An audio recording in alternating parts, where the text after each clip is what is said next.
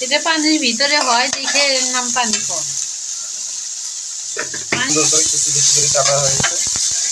তারপরে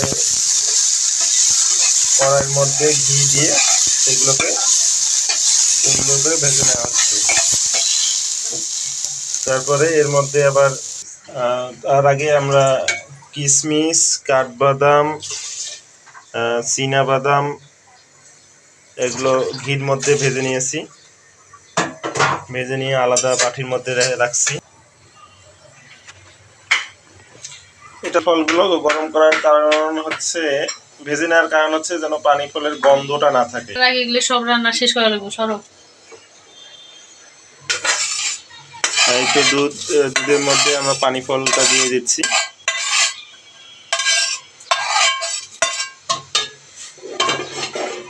আজকে প্রথম তো তাই অল্প একটু করায় আসলে স্বাদটাতে নেয়ার জন্য আমরা ছোট পরিসরে আয়োজন নাকি। দেখো আবার আমার গৃহিণী আবার লবণ চাকতেছে।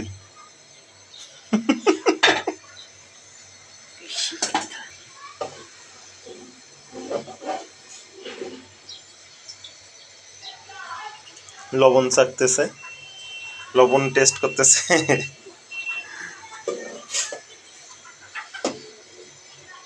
কাঠবাদাম, কাজু বাদাম যে আমরা ভেজে রাখছিলাম আলাদা করে, সেগুলো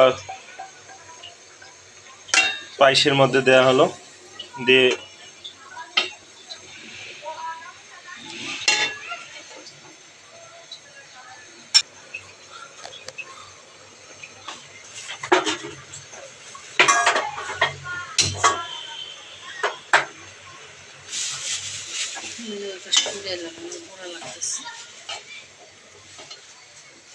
চুলে আইয়া লাগবে।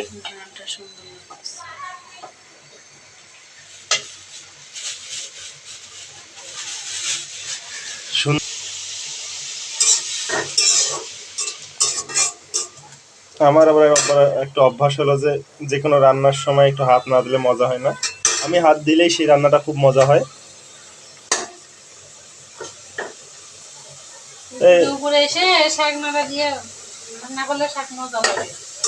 এই তো অনেক কমছে, শোনা এই কমছে।